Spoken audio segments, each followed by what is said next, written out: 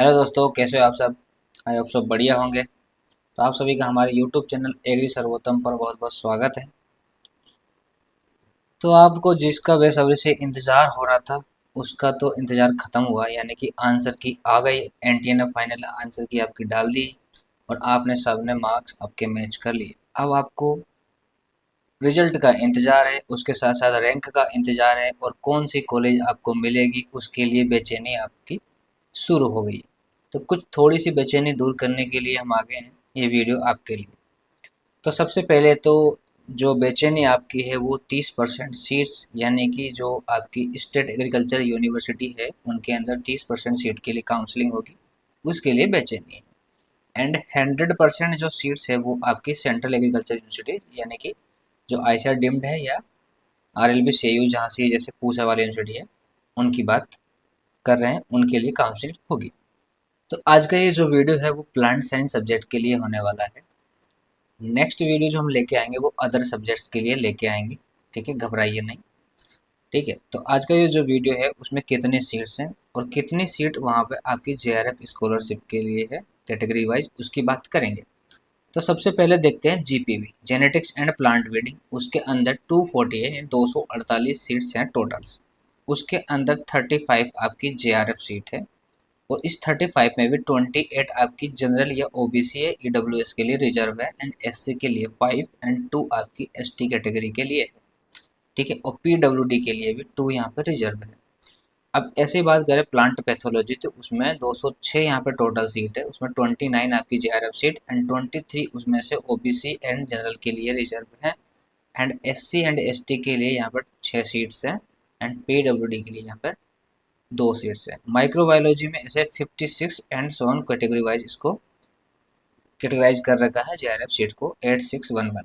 ठीक है, seed science and technology में 63 टोटल सीट्स है, उसमें से 9 आपकी जेआरएफ सीट्स है, एंड पीजीआर यानी कि प्लांट जेनेटिक रिसोर्स में आपके टोटल 5 सीट्स हैं, उसमें से एक सीट आपकी जेआरएफ सीट है। तो ऐसे करके लगभग 580 सीट आपकी टोटल हो जाती है। इसमें से आपकी 82 लगभग जेआरएफ सीट है, उसमें से भी आपकी 64 जनरल की सीट है, एंड 12 सीट आपकी एससी की, एंड 6 सीट आपकी एसटी कैटेगरी की है, एंड पीडब्ल्यूडी की 4 सीट्स हैं यहाँ पर। ठीक है, टोटल प्लांट साइंस के अंदर। तो ये तो मोटा मोटा बात हुआ जिससे आपको अंदाजा लग गया कि कितनी सीट्स पे आपको कॉम्पीट करना है। अब जनरली मोटा मोटा बात करते हैं इस साल का। ठीक है, कुछ डाटा है उसकी बात करते हैं। तो 2025 के अंदर जो टॉपर था ना आपका, वो 407 मार्क्स पर था। ठीक है, यानी कि इस पे फर्स्ट रैंक थी प्लांट साइंस के अंदर। ओके,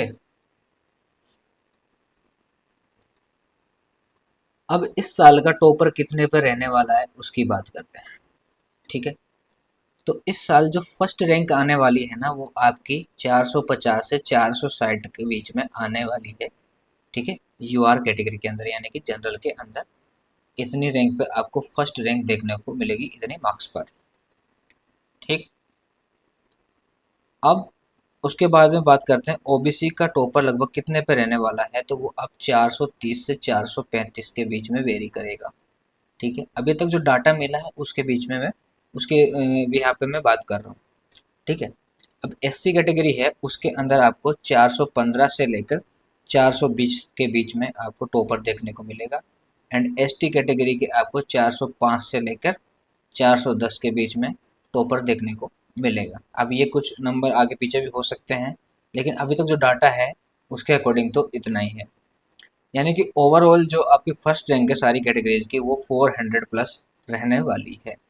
ओके, ठीक है, यहाँ तक बात हुई।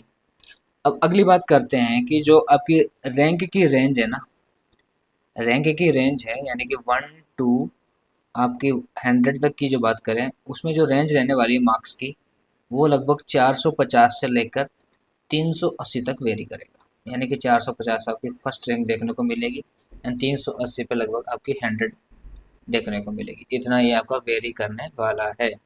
ठीक है, तो अच्छा खासा कंपटीशन है इस बार जीपीपी के अंदर, प्लांट साइंस के अंदर।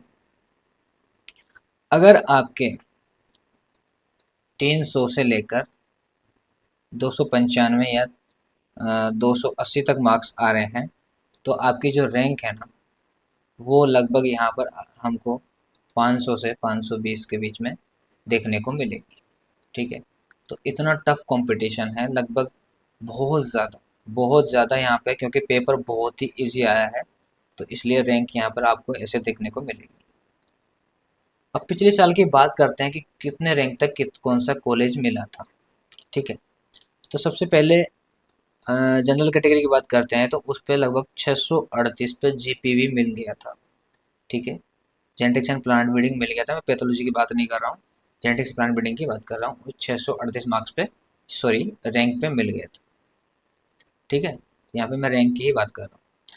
फिर हम ओबीसी की बात करें तो ओबीसी में लगभग 717 रैंक पे ये मिल गया था, एंड ईडब्ल्यूएस कैटेगरी में ये लगभग 605 रैंक तक मिल गया था, एंड एससी कैटेगरी में ये लगभग आपके 1417 रैंक तक मिल गया था, एंड एसटी कैटेगरी में ये 1495 रैंक तक लगभग जीपीवी डिपार्टमेंट मिल गया था, एंड पीडब्ल्यूडी में आपके महाराष्ट्र के अंदर 3502 रैंक तक कॉलेज मिल गया था जीपीवी डिपार्टमेंट के अंदर। पैथोलॉजी की बात मैं नहीं कर रहा हूँ, सिर्फ ये मैंने जीपीवी का डाटा दिया है।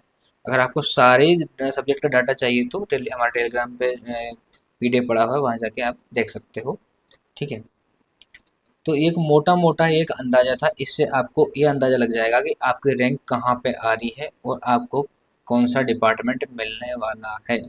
ठीक है, तो ये आप ध्यान में रखते हुए उस हिसाब से आप कॉलेज सेलेक्ट कर लीजिए, पहले असाइनमेंट कर लीजिए कौन से कॉलेज में आपको जाना है, उसको उसके अकॉर्डिंग चॉइस फिलिंग में फिलिप करना है।